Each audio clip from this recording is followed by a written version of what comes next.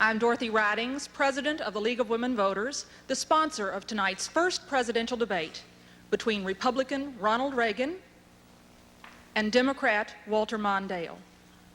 The League of Women Voters' major reason for doing this was educating the public about the nominees and their political platforms and what they would say they would do so that we could hold them accountable after the election was over. Many voters are very worried that tax cuts, nice as they are, will actually add to inflation.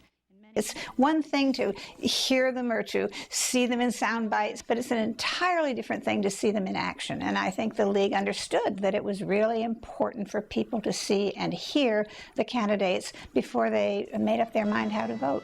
This is the first time for all of us to see the two major presidential candidates side by side with no aides and with no teleprompters. The League of Women Voters institutionalized presidential debates in '76, and then in '80, and by '84, it was, there was no way the American public was going to let one of the nominees for a major political party duck the process of participating in presidential debates. There you go again. It was very appropriate for us to be the unquestioned ethical producer and sponsor of presidential debates. Whether you and I agreed with something or not, it was going to be fair. It was going to be right down the middle, and people would trust the judgment.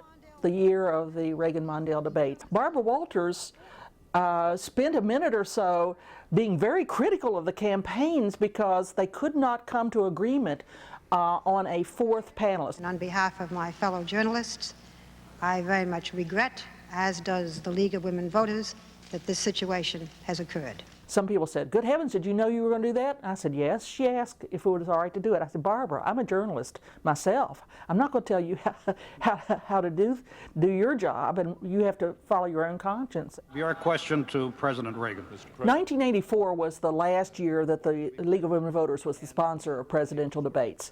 I'm led to understand that the campaigns in 1988 got much more aggressive than they had been in my experience in '80 and '84, and were making some demands on the League of Women Voters that the League simply could not agree to.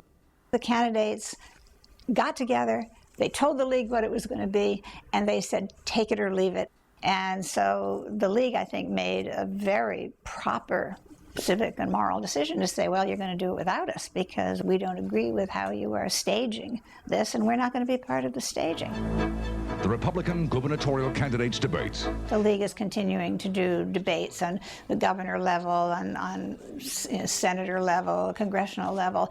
It helps people see their candidates. It helps people learn what the candidates are thinking. It is so important for citizens to be involved in how their governments are structured. That's what makes the United States very special. And the thing that makes it work are organizations like the League of Women Voters that have as its central role the educated participation of citizens in their governments. That is the crowning glory of the League of Women Voters as far as I'm concerned. It underpins everything it does.